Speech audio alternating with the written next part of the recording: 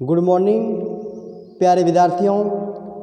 गायत्री विद्या मंदिर उच्च माध्यमिक विद्यालय चांचौर के यूट्यूब चैनल में आप सभी का स्वागत है। प्यारे विद्यार्थियों, आज हम पढ़ने जा रहे हैं कक्षा 7th की संस्कृत पाठ्य पुस्तक रुचिरा का पंचम पाठ पंडिता रमाबाई। इसी पाठ के प्रश्नोत्तर इन्हीं प्रकरण के साथ में मैं मुकेश कुमार वर्मा। तो आइए प्यारे विद्यार्थियों, आज के इस प्रकरण के अंदर हम इस पाठ के प्रश्नोत्तरों को हल करते हैं। देखें इनका पहला क्वेश्चन, एक पदेन उत्तर, एक पद में अर्थात एक शब्द में उत्तर लिखिए। तो कब पंडिता सरस्वती इति उपाधि व्यायाम का विभूषितः, यानी कि पंडिता और सरस्वती इति यानी इन दोनों उपाधियों से का विभूषिता, कौन विभूषित हुई या किन्हें नवाजा गया। तो कौन था? पंडिता रमाबाई। इसका उत्तर क्या होगा? पंडिता रमाबाई। अगला देखें, रमा कुतः संस्कृत शिक्षा प्राप्तवती। रमा ने कहाँ पर संस्कृत की शिक्षा प्राप्त की? किससे? रमा ने किससे है वह संस्कृत की शिक्षा प्राप्त की थी? सौ मातु, अपनी स्वयं की माता से। सौ मातु। अगला देखिए, रमाबाई केन से विवाह अकरोत। रमाबाई ने किसके साथ में विवाह किया था? तो कौन था? विपिन बिहारी दासेन सह। विपिन बिहारी दास के साथ में रमाबाई ने क्या किया था? विवाह। तो इसका आंसर क्या रहेगा? विपिन बिहारी दासेन सह। अगला देखें, कासाम शिक्षाएँ रमाबाई सबकी जीवन अपितवती। अपितवती यानी किसके लिए, किसकी शिक्षा के लिए रमाबाई ने अपना स्वयं का जीवन है वो अर्पित किया था? तो नारीणा नाम शिक्षा, नारियों की शिक्षा के लिए। नारीणा नाम, नारी नाम शिक्षाएँ, क्या इसका आंसर? अगला देखें, रमाबाई उस शिक्षार्थम कुत्र आगच्छत। रमाबाई उस शिक्षा यानी हाई सेकेंडरी की शिक्षा प्राप्त करने के लिए कुत्र यानी कहाँ पर गई थी? तो कहाँ गई थी? इंग्लैंड देशम। तो ये क्या है इसका आंसर? तो देखें, ये इसके आंसर जो है वो मैंने यहाँ पर लिखे हुए हैं। तो यहाँ से आप स्क्रीनशॉट लेकर के इसके आंसर लिख सकते हैं। तो रमाबाई पंडिता सज रमाबाई सौ मातु, विपिन बिहारी दासेन से विवाह मकरोत। नारीनाम शिक्षाएँ रमाबाई, नारीनाम शिक्षा के लिए अपने जीवन को क्या किया? समर्पित किया था। रमाबाई उस शिक्षा के लिए कहाँ गई थी? इंग्लैंड देशम। तो यहाँ से अपन इसका आंसर है वह लिख सकते हैं। अगला देखें, दूसरा क्वेश्चन,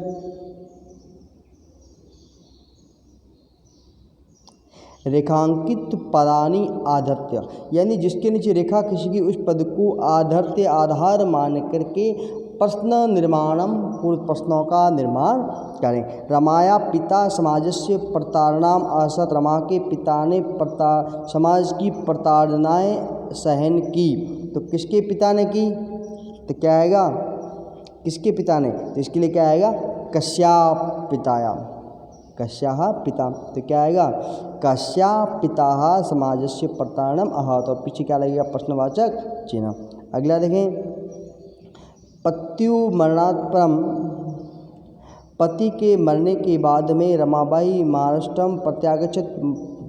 रमाबाई महाराष्ट्र को प्रत्यागच्छतम पुनः या वापस आई। तो पति किसके मरने पर?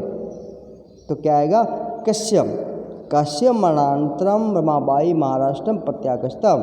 किसके मरने पर? तो क्या आएगा? कश्यप। रमाबाई मुंबई नगरी शारदा सदनम अस्थापित। तो मुंबई नगरी यानी कहाँ पर स्थान है?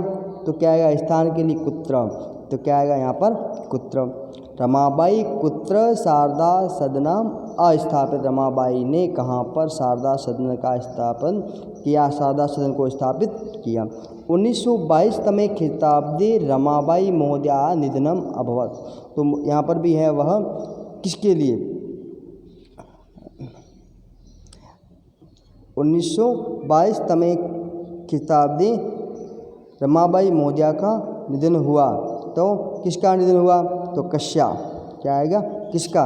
1922 तमे ख्रीष्टाब्दे 1922 ईस्वी के अंदर किसका है वह निधन हुआ? तो कश्या आएगा। अगला देखें इसी का, स्त्रियां शिक्षा लभन्ते स्म। स्त्रियां तो है शिक्षा लभते, शिक्षा प्राप्त करते हैं, किसके लिए? स्त्रियों के लिए। तो क्या आएगा यहाँ पर? कस्मै। किसके लिए शब्द होगा? कस्मै। तो यहाँ पर प्रश्नवाचक क्या लगेगा? कस्मै। बाकी लाइन वो की वो रहेगी और पीछे क्या लगाना है? प्रश्नवाचक चिन्ह। तो प्यारे विद्यार्थियों, यहाँ पर आप प्रश्नवाचक चिन्ह प्रश्नवाचक बनाते समय, प्रश्न बनाते समय जो है पीछे प्रश्नवाचक चिन्ह लगाना क्या है? अनिवार्य है। तो और इनकी जगह देखो कस्याः, कस्य, कुत्र और कस्याः और कस्मै। तो ये क्या है? प्रश्नवाचक बनाए हैं। तो ये प्रश्न निर्माण अपन ने यहाँ पर किया था। यहाँ से आप लेकर के उनके आज प्रश्न है वह यहाँ से लेकर के आप आराम से लिख सकते हो। तो देखिए प्यारे विद्यार्थियों, अगला क्वेश्चन देखते हैं। तीसरा क्वेश्चन, प्रश्नानाम उत्तराणि लिखित प्रश्नों के उत्तर लिखिए। रमाबाई किमर्थम आंदोलनम प्रारब्धवती। रमाबाई ने किसके लिए आंदोलन चलाया था, प्रारंभ किया था? तो क्या होगा? रमाबाई स्त्रीणाम करते नारी शास्त्राणाम, नारी शास्त्राणाम शिक्षाएं। तो महिलाओं की शिक्षा के लिए उन्होंने आंदोलन आरंभ किया था। निसहाय स्त्रियां आश्रम में किम किम लभन्ते स्म। बेसहारा स्त्रियां आश्रम में क्या क्या प्राप्त करती थी? तो क्या था? क्या क्या प्राप्त करती थी वहाँ पर बेसहारा स्त्रियाँ? तो निसहाया स्त्रियाँ आश्रम में मुद्रण, टंकन, काष्ठकलादि न अंश अतिरिक्त लभन्ते स्म। तो बेसहारे स्त्रियाँ क्या क्या प्राप्त करती थी? मुद्रण, टंकन, काष्ठकला आदि लभन्ते स्म। ये इस प्रकार के हैं वह छपाई और प्रिंटिंग और साथ में काष्ठकला, लकड़ी की कला, ये जो इनका जो प्रशिक्षण वहाँ पर दिया जा रहा था। कस्मिन् विषये रमाबाई महोदयान योगदानम अस्ति। कौन से विषय में रमाबाई महोदय का योगदान था? तो समाज सेवाया अतिरिक्तम लेखन क्षेत्र, अभी समाज सेवा के साथ में लिखने के क्षेत्र में भी रमाबाई का महत्वपूर्ण योगदान है। केन रचना देव्यम रमाबाई प्रशंसिता वर्तते। रमाबाई की कौन सी दो रचना है इनके द्वारा लिखी गई जो क्या है? प्रशंसा है, प्रशंसित हैं। तो कौन सी है दो रचनाएं इसके लिए? तो पहले कौन सी होगी? स्वधर्म नीति और दूसरी है हाई कास्ट हिंदू विमेन। ये इनकी दो लिखी हुई रचनाएं हैं। किनके द्वारा लिखी हुई? रमाबाई के द्वारा लिखी हुई।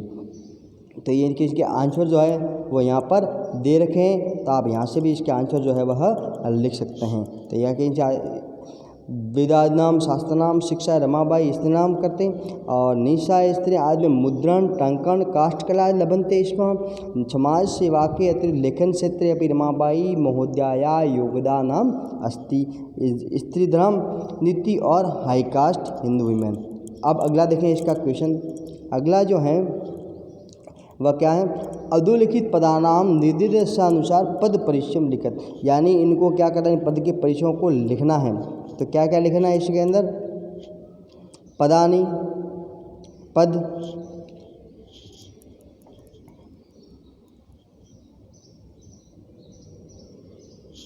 और उनका मूल शब्द, लिंगम, विभक्ति और वचनम।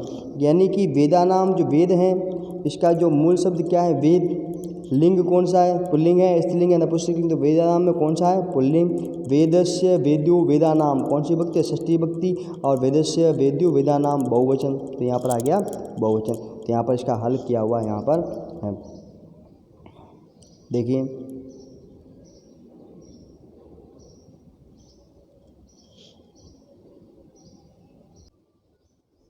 इन्हीं प्रकार देखें। पिता, पिता का मूल शब्द क्या हो गया? पितृ। पिता जो है पुल्लिंग है और पितृ जो क्या है? प्रथमा विभक्ति का एक वचनम। तो इसी प्रकार जो है मैंने क्या करना है? इनको लिखना है। तो इस प्रकरण को अपन ने जो है शब्द रूप के अंदर आगे पढ़ा हुआ है। तो देखें इसी के साथ में अगला जो है क्या आ रहा है?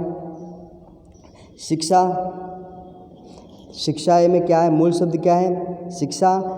शिक्षा शब्द वो क्या है? स्त्रीलिंग शब्द है, आकारांत है। शिक्षा जो है क्या? आकारांत स्त्रीलिंग शब्द हैं। तो ये क्या है? चतुर्थी विभक्ति का एक वचनम। लता है, शिक्षा है, तो चतुर्थी विभक्ति का एक। कन्या, तो कन्या भी स्त्रीलिंग है। कन्या स्त्रीलिंग शब्द। कन्या प्रथमा विभक्ति का क्या? कन्या। लता लते लता कन्या कन्नी कन्या विषय विस्तृत लिखने पर क्या बन गया यहाँ पर बहुवचनम। नारी नाम, नारी शब्द ये भी स्त्रीलिंग शब्द है और षष्ठी विभक्ति का क्या है बहुवचनम। अब देखो मनोरमया, ये भी क्या है मनोरमया स्त्रीलिंग शब्द है और मनोरमा ये क्या है इसका मूल शब्द तृतीया विभक्ति का एक वचनम। तो प्यारे विद्यार्थियों ये जो है संज्ञा शब्द जो है अपने पहले प्रकरण पढ़ा था शब्द रूप को, उनसे भी अपन इसको इसी प्रकार से लिखा जा सकता है। तो अगला देखें इसका क्वेश्चन जो है वह क्या है,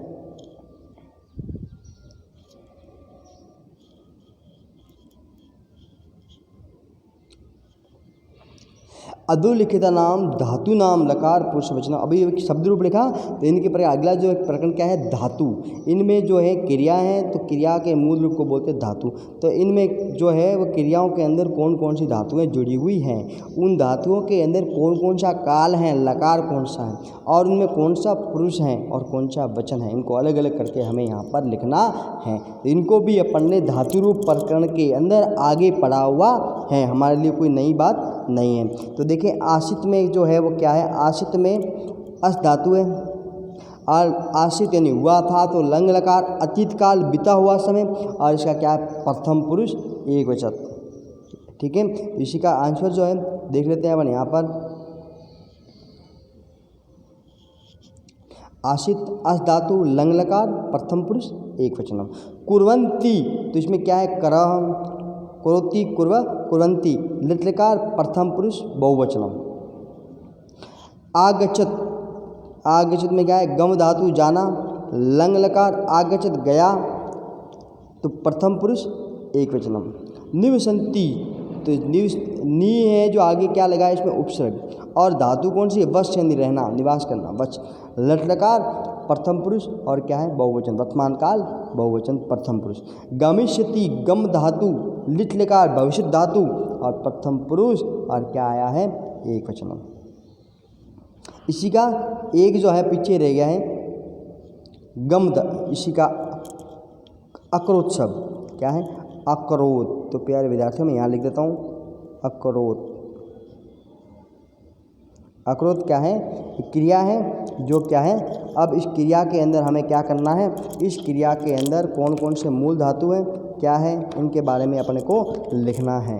तो अक्रोध शब्द जो है क्रे धातु है, इसमें क्या है क्रे धातु,